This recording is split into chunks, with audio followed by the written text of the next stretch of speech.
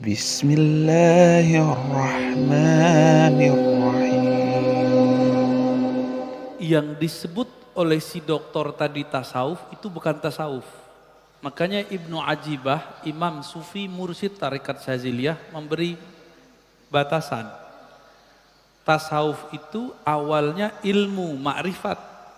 Bukan amal, bukan riyadhah. Yang tadi dimulai dari riyadhah. Riyadhah kebatinan berarti Pak.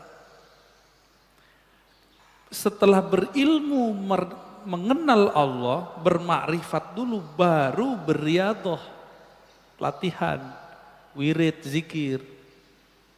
Terakhir baru dapat mauhibah, ilmu laduni, akah itu ketenangan jiwa, kah itu kekhusyuan, kah itu bukan khadam. Kita nggak ada urusan sama khadam. Mau baca ayat ada khadam, nggak ada khadam, kita nggak ada urusan sama itu. Mau kita baca zikir nanti ada malaikat yang mengkhidmatkan diri, kita nggak ada urusan sama itu. Urusan kita hanya kepada Allah. Ini yang dikatakan oleh Imam Al-Junaid, tauhid itu, Junaid yang tadi sufi, ifradul qidam anil hadas, menanggalkan, memisahkan, mengesahkan Allah SWT dengan menanggalkan sisi-sisi selainnya yang baru. Jadi kalau masih tertarik sama kebatinan, khadam-khadam, lalu supaya sukses, bayar mahar, itu kebatinan itu Pak. Berbaju tasawuf, inilah yang dikatakan dengan mutasawwif, sufi palsu. Jadi sufi beda dengan mutasawwif. Itu sufi palsu. Ya. Adapun mengenai gurunya sholat di Mekah, kalau itu lain cerita. Masuknya kemana nih? Bab karomat atau bab khurafat, yang mana? Ada dua Pak. Kalau karomah, emang tiap hari karomah diberiin. Kalau khurafat, barangkali itu. Oh, Syekh kita sholatnya di Mekah gitu. Sholat Jumat di Mekah.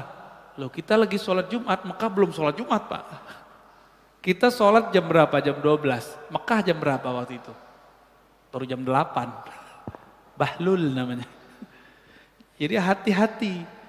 Maka wajib belajar tauhid sebelum belajar tasawuf. Kalau enggak usah belajar tasawuf. Belajar tauhid aja. Belajar fikih aja Pak. Ya. Jadi daripada tersesat, nggak tahu nanti mana yang sohe nggak sohe, nggak usah belajar itu. Ya, jadi kok bisa doktor? Lah, doktor kan gelar akal, bukan gelar ruhani. Doktor kan gelar dia nulis penelitiannya bagus, bukan berarti rohaninya bagus. Dulu salah satu dosen saya, namanya Prof. Bambang Pranowo, almarhum, orang Matla'il Anwar. Beliau mengisahkan pernah tersesat ikut Lia Edan. Hah? Apa yang terjadi Pak?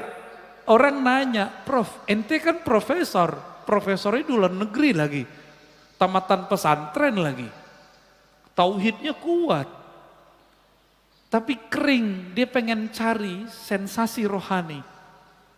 Kok ikut Lia Edan? Jawaban dia apa? Gimana saya nggak mau ikut? Penasaran. Dia ngaku gurunya Jibril, pengen berguru sama murid Jibril, gitu. Setelah lama kebuka nggak bener. Nanti muncul ketemu lagi Pak, ada orang ngaku sufi tapi ngajarin reinkarnasi, titisan.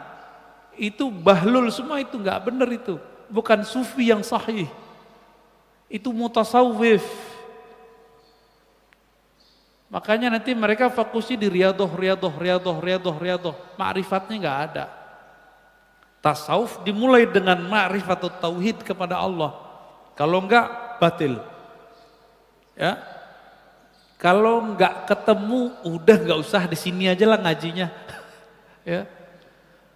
Nggak usah ikut yang aneh-aneh Pak. Nggak ada jalan instan. Quran aja turun 20-an tahun. Ya. Apalagi yang kita zaman-zaman sekarang. Adapun mengenai Hallaj dan Syekh Siti Jenar, nah, di sini ada pembahasannya. Bapak bacaannya udah banyak nih ya.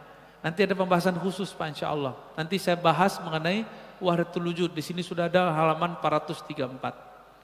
Beliau sengaja tidak masukkan nama Hallaj, tapi pembahasannya ada di sini. Karena orang Thariqat Syadziliyah ini menghindari sesuatu yang clash. Jadi nama-nama seperti Hallaj nggak ditonjolkan jelas-jelas. Ada, tapi tidak jelas. Insya Allah next time saya jelasin. Ya, ini jadi kita itu tidak akan pernah bisa merubah hati orang. Nggak akan pernah. Allah Pak yang merubah hati orang. Kita itu cuma jadi asbab. Jadi nggak boleh bilang ente sesat tuh. Nggak tertarik dia ngobrol sama Bapak nanti. Ngobrol aja Pak santai terus. Orang berubah dengan ngobrol santai itu lebih baik daripada dia dikafir-kafirkan terus berubah. Diancam-ancam berubah, nanti ancamannya hilang dia balik lagi, kambuh lagi. Tapi dengan ngobrol santai, ngobrol terbuka dari hati ke hati, jangan-jangan Bapak yang ke bawah. Kuatan dia kan. Ya. Ini satu hal Ustadz. Dia itu selangkah lagi ke guru besar, hanya tinggal Skopus saja. Tetapi dia harus menunggu mursyidnya itu. Itu saya juga bingung itu gimana caranya supaya dia yakin bahwa apa yang dia lakukan itu kurang benar lah istilahnya. Gini aja deh, ciri-ciri mursyid palsu mengajarkan murid istighal bi ghairillah, sibuk dengan selain Allah, cari khadam. Baca ini biar dapat khadam, baca ini biar faedahnya ini. Itu bukan mursyid ilallah, tapi itu mursyid ila ghairillah. Itu nganterinnya bukan ke Allah, nganterinnya kepada kesaktian. Jadi Bapak kalau mau cari mursyid, guru itu cuma ngajarin mengenal Allah, lalu zikir untuk bisa sampai kepada Allah. Udah itu aja, nggak lebih-lebih dari itu. Ya. Sederhananya gitu Pak ya. Alhamdulillahi Rabbil Alamin.